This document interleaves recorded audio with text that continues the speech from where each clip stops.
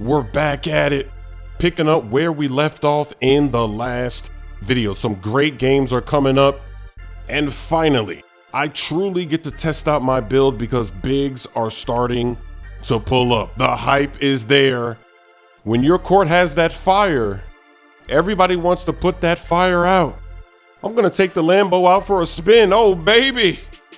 Took out the Ferrari, whatever your favorite sports car is. Got a huge speed burst advantage against this center. I miss a midi, but it's okay because Luke is on the glass and then I'm going straight to the basket for the slam. Luke with a bad shot. It's okay though, I got his back. I'm on the glass. I'm gonna take it back, hit him with the crossover move. Nice. Yo, you're killing him. You're killing him. This is your game. This is your game, Kurt.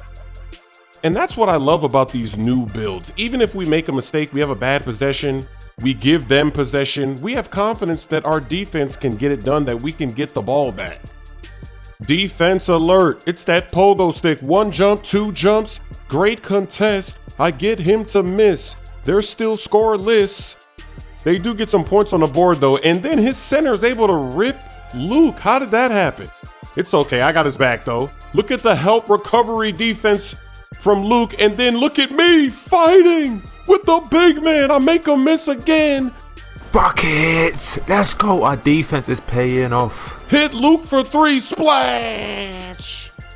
1 more basket to go. I turn on the Jets to get him up out of here. Keep the streak alive.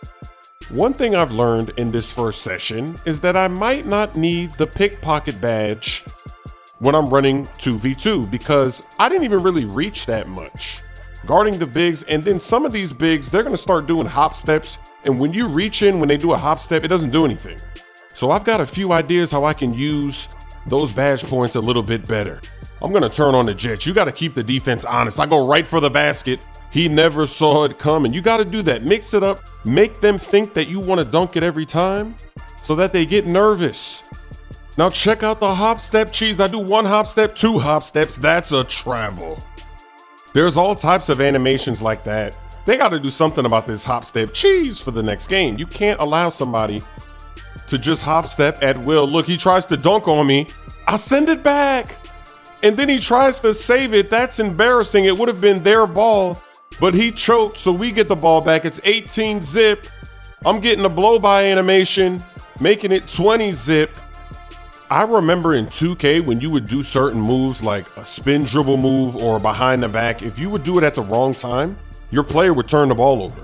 They've taken that stuff out of the game now, but they need to bring it back. I know why they took it out, because it used to activate even if you did it when you're supposed to. It's like the game couldn't determine. It was just a random situation. Look at that big body screen. I knocked him down. That's a splash for Luke.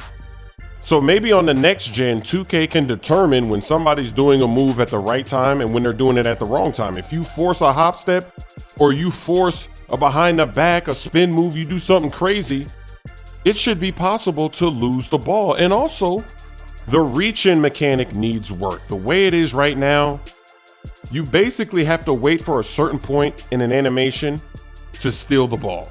And stealing can be very confusing and frustrating for people that know basketball because you know in real life when the ball is vulnerable, but in 2K, it might not be vulnerable. And look at that cheese. They're saying it's a shot clock violation, even though I hit the rim. That was a lob that hit the rim. I missed the dunk, but whatever, we get the ball back anyway. Another big body screen. But let's talk about the stealing in this game. Because if you go into practice mode and you dribble with your player, there's gonna be a circle on the bottom of your player. And when you get dotted lines, that's when the ball is vulnerable and when you're supposed to steal it. So what you have to do is you have to go into practice mode, do all the different dribble moves and learn and memorize at what point when you're supposed to reach. Because you can see right now online, you don't see any dotted lines, any circles under your opponent. So you're never gonna see that cue when you're supposed to reach in. And look at the and one. Look at the grown man move, 17 to zip. We're putting on a show again. And that's why it can be very frustrating for people that know basketball when you're trying to reach in because you know the ball is vulnerable. But in 2K at that moment with their programming, the ball is not vulnerable. So they have to change that.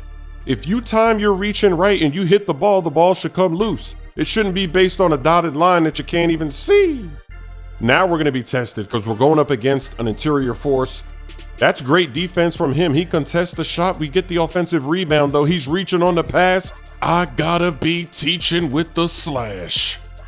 If on-ball stealing really becomes dynamic, then the dribbling skill gap is going to become insane. Because right now, you can just wild out, do crazy moves. You can throw the ball in front of the defense, and you can't steal it.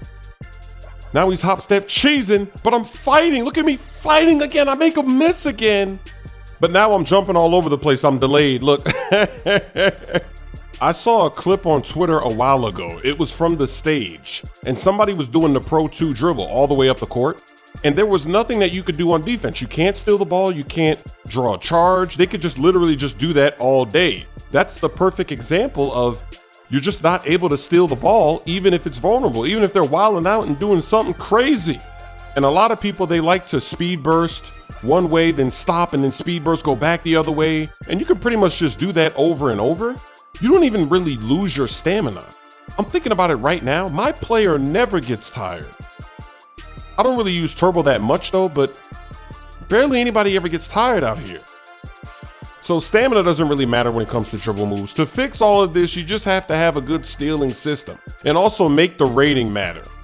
If your steal rating is low, you shouldn't be out here plucking steals. But if you got a high steal and you're timing it right, then you should be able to steal. Look at this cheese. I get a weak dunk animation. Maybe he blocked it. I don't know. But Luke is going to hit the midi. This is a very good game. I'm doing a pretty good job against that interior force, dealing with the hop step cheese. Here goes a lob up top.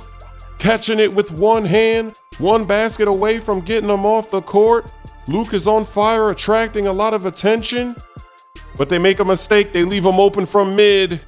We keep the streak alive. We're actually on a 14-game winning streak, and we get another center that's going to pull up. And this is a great game. This was a learning experience because normally I'm able to stop the spin because, look, I know it's coming. Most people, all they do is spin back like that because when you do the animation the other way, you don't really get an advantage. So nobody really goes that way.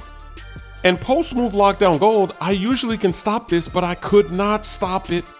Right now in this game, they're able to go up 12 zip. They're really in rhythm.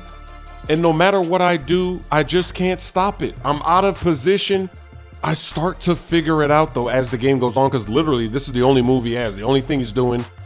And as this is happening, I'm wondering what type of badge does he have? Does he have Hall of Fame post spin? Does he have gold post spin? Because normally I can block it. See, look, finally I get a block. Finally I stop the spin. After they score 12 points, look, he's gonna do it again. And then I'm gonna do it again. I body him up with clamps. Look at me fighting. And we finally get a stop.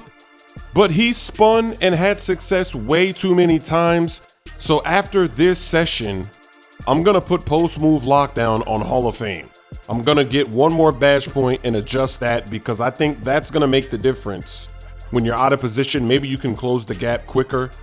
Luke with a bad miss, but I'm on the glass.